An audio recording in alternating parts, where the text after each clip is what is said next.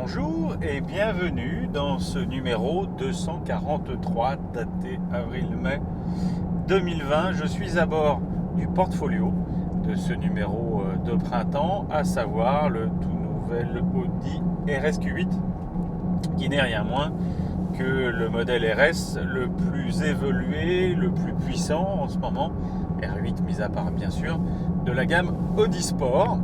RSQ8 c'est quoi? Ce sont déjà 155 000 € à peu près, hors malus, ce qui en fait d'emblée la voiture la plus chère également de la gamme, hors option. Notre exemplaire d'essai argent fleuret en plus est équipé des freins céramiques qui fait grimper la motte.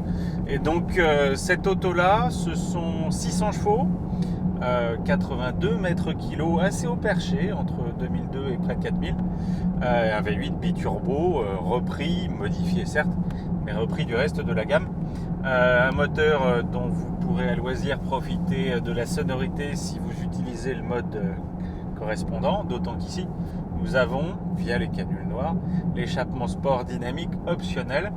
Le plus important à savoir, si je dois la faire courte, et je vais la faire courte parce que sinon Jean-Charles râle, c'est que c'est non seulement la voiture la plus performante de la gamme RS, on est quand même sous 4 secondes sur le 0 à 100, 13 secondes 7 sur le 0 à 200. C'est une voiture qui a un châssis assez extraordinaire, micro-hybridation 48 volts, qui autorise donc, comme sur feu le SQ7 première génération, d'avoir un anti-roulis actif avec des demi-barres stabilisatrices qui sont gérées par un petit moteur électrique.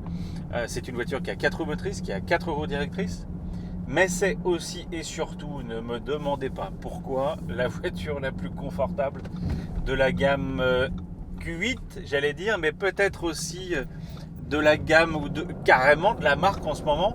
Évidemment, vous allez me dire, la 8 c'est au-dessus, la 8 c'est différent. Pour ce gabarit, pour presque 2 mètres de large, pour presque 5 mètres de long, pour un poids de quasiment 2 tonnes, c'est juste sidérant. Alors la voiture a des doubles vitrages, à vérifier a posteriori si c'est une option ou pas. Sur autoroute, c'est simple, vous la mettez en confort, vous laissez l'adaptive cruise control gérer. Il est impossible, à moins de vraiment le faire exprès, de ne pas rouler à 170 km/h, et ce avec la conviction que vous êtes à 110. La voiture ne fait aucun bruit, ne prend aucun roulis, jamais les roues ne cognent, et pourtant les roues sont optionnelles en 23 pouces, on marche sur la tête. C'est une voiture de superlatif, et c'est pourtant, même sur ces routes ici, au fin fond du Loir-et-Cher, qui sont défoncées, une voiture incroyablement confortable. Par ailleurs, boîte 8, Tiptronic, ça fonctionne bien, affichage virtual cockpit, retour haptique sur le double combiné, dont le défaut majeur est d'avoir des grosses traces de doigts au bout de 5 minutes. C'est une voiture géniale. Moi j'adore le Q8, hein, vous le savez depuis à peu près 1 an et demi, quand nous étions avec Benjamin aller faire un road trip du côté de Grenoble. Mais là, est-ce qu'on a besoin d'avoir 600 chevaux? Non. Est-ce que c'est indispensable? Oui. C'est d'un confort bluffant.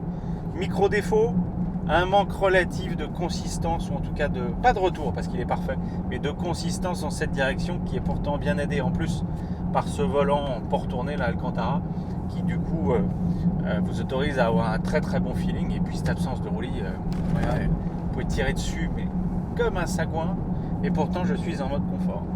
Donc une très belle découverte, et je vous exhorte à profiter des photos et de la réalité augmentée dans ce sujet portfolio. À très vite.